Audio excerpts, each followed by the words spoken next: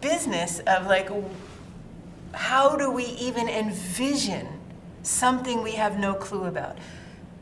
None of us expected to be able to walk around with devices that now allow us to be in communication, constant communication with the entire world all the time.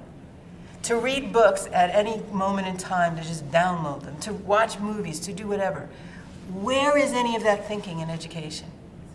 So this whole notion of us expanding our own imaginations, playing in new ways, breaking down walls, having schools and museums, I mean, doing all kinds of things. Innovation is what's needed. We don't know what the future holds. In other words, we don't know what education is going to look like in 20 years. We know it's got to be different than what it does today. But we do know that we can start taking incremental steps in that direction. And the incremental steps have to do with learning how to learn together, innovate, and have the structures and courage, I guess, to play with possibilities. So for example, if you want to move some kids along, let's take the ones that are hard, like kids that we think are not learning well. Okay, fine. Well, what are we going to do about that?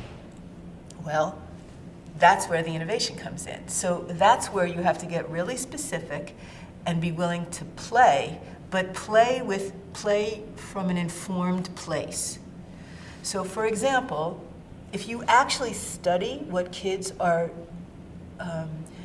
grappling with or having difficulty with, you could get specific about how to step into that place and give them a tool to move with.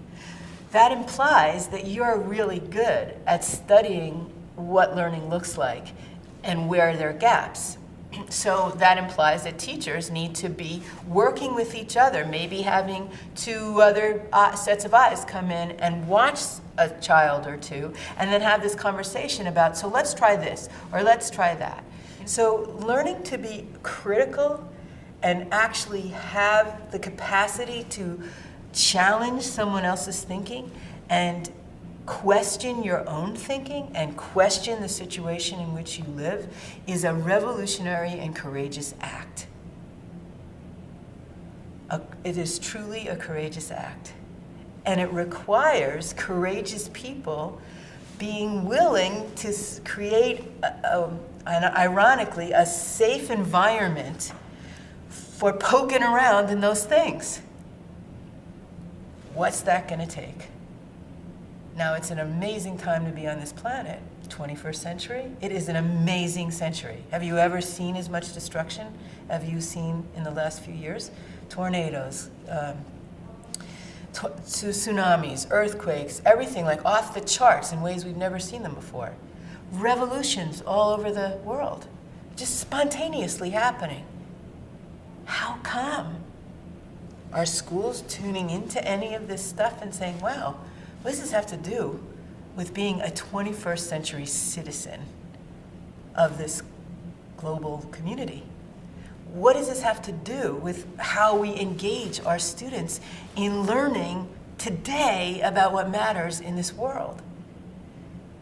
That's what it's all about. It's like, it is such a mind shift from how schools are presently set up, how people presently relate to each other. It's an enormous revolution, actually, on some level, or a deliberate evolution, if you want to think about it like that, where we, the adults, the leaders in the system, have to invite everyone else in and say, let's not be scared. Let's play this game together and question everything.